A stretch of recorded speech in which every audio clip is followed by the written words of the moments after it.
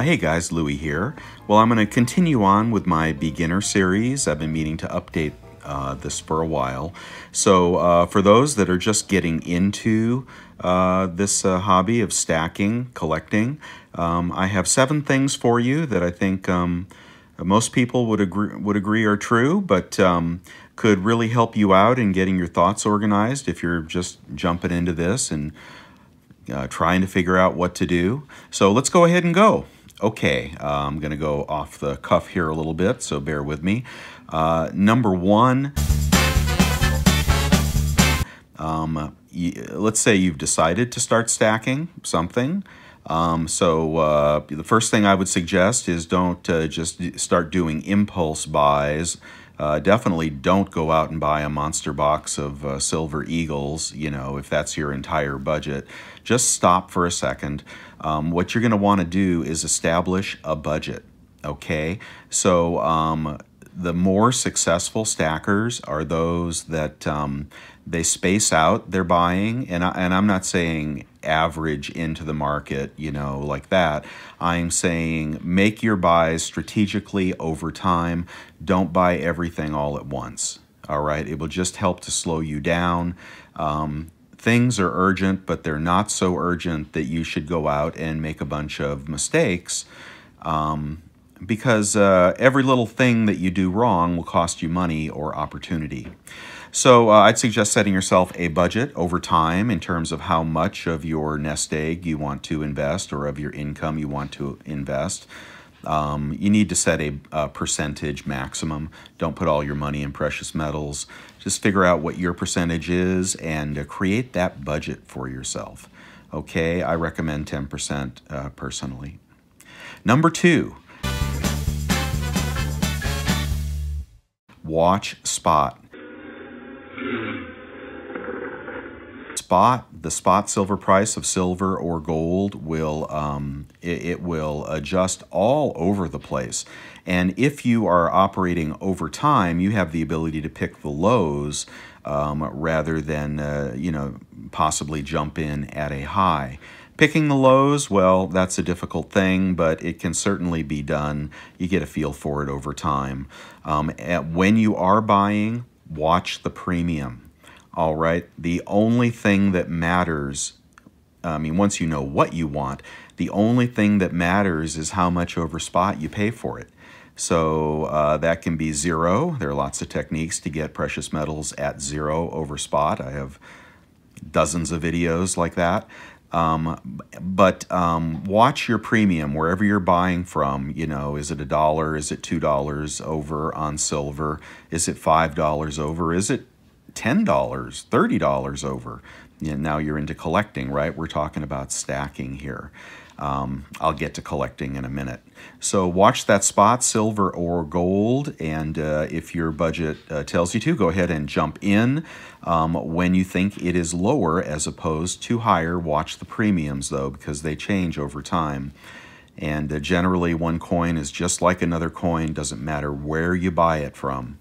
Right? Of course, you know, I wouldn't go to China, but you know, and check it for purity. Number 3, when you buy, my personal favorite place has been, and this is pre-sales tax, it could change, but has been eBay.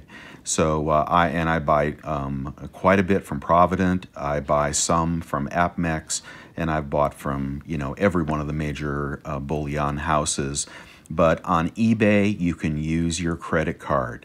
All right, that's a huge savings. And often the prices are even lower there than they are elsewhere. So I watch for those. I use my eBay credit card, which earns me 3.3% cash back with other certain conditions. And, you know, it's just provided some, I mean, I've bought gold at, you know, $200 under spot or $150 under spot. I mean, it really does help. So I do recommend using eBay, using your credit card, and then getting into the eBay bucks, because once you have you learned how to earn them and learned how to find items with eBay bucks, you can get upwards of 12% off on bullion. You know, I've seen it happen. So eBay bucks are really hot, okay, and eBay is really hot. Don't buy from, you know, crappy, low-rated, no transaction sellers. You know, buy from reputable sellers. You'll find them all there too, whether AppMix, you know, Bold. I mean, they're all on eBay as well, names you know. Number 4, before you run out and decide silver is the best because, you know, whatever, the ratio is really high and people told you, you know, that's the time to do it and you're going to convert later and so forth. Okay, hold up on all of that. Don't make your decision just yet to buy one or the other.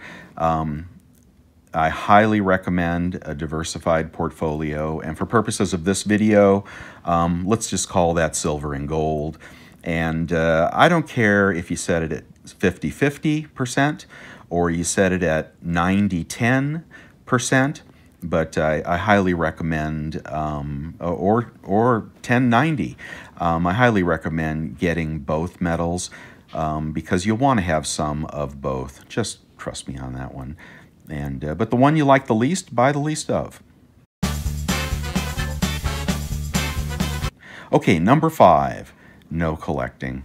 All right, I know you never thought I'd say that, right? But you're starting out, you're brand new. Don't buy any collector coin for at least a year, okay? And I know that's hard to do. But just don't collect anything. Keep your eye on the premium, keep it low. The only thing that matters is, you know, how much overspot you buy it for and how much underspot you'll be selling it for. Those are the only two things that really matter when you're purely stacking, and recognizability. But don't get into the lunar threes or start collecting Libertad proofs. You just hold off on that is my recommendation. But I am a collector, so you know eventually you could do great things in collecting, but that's for a future time, I think. Custody, okay? Yeah, keep it in your custody. Keep it in a safe location. Keep it hidden in places that people don't expect it to be. Don't put it in your bedroom, you know, and even if you have it in a safe, just consider home invasions and, you know, you'll be opening that safe. So is that where you want it? That's number 6. Don't tell your friends about it. Don't tell your kids about it if you can avoid it. And don't tell your relatives about it. If there's one person you want to talk to that you trust, then, you know, go ahead and do that. But, you know, and also don't be showing your face and stuff on YouTube videos. Number 7, 999 versus Eagles. This is actually 2. I'm going to do silver and gold. I have both. And I avoided silver Eagles for years. I don't think I got my first one until I had stacked for 3 years because I was really into kookaburras and stuff like that. So, and I don't regret that. But, you know, for starting out, Eagles are just great, and so is plain bullion. It kind of depends on your LCS and what they pay more for when you go to sell it back. So if you got an LCS that pays spot for 999 bullion, great, stack all the 999 you want. If you got an LCS that, you know, cheats you on your Eagles or pays you a great premium on your Eagles, well, you decide which to buy, but I don't think there's a big difference, honestly. Again, I like diversity, and you never know, you may be in that situation where you only have one LCS to go to and you only got an hour to do it. So, you know, having both allows you to pick one pile or the other and run. So that's my recommendation on that. And then for gold, American Gold Eagles versus pre-33, and I have them both. That's a hard one because the pre-33 has been dropping in value. I think it's nearly worthless now. I mean, over spot. And I don't know exactly why that's happened. That has been surprising. But There's nothing wrong with American Gold Eagles if you get them at a low premium. There's nothing wrong with pre-33 gold. Make sure it's authentic. And there's nothing wrong with commemorative golds, and there's nothing wrong with kangaroos, and there's, it's just how much you pay over spot for it. So keep your premiums low, and either will be fine. I would stick with the government issued bullion. Don't be buying Scottsdale, gold stackers or anything like that. I think you might regret not getting government gold, but that's just a hunch I have.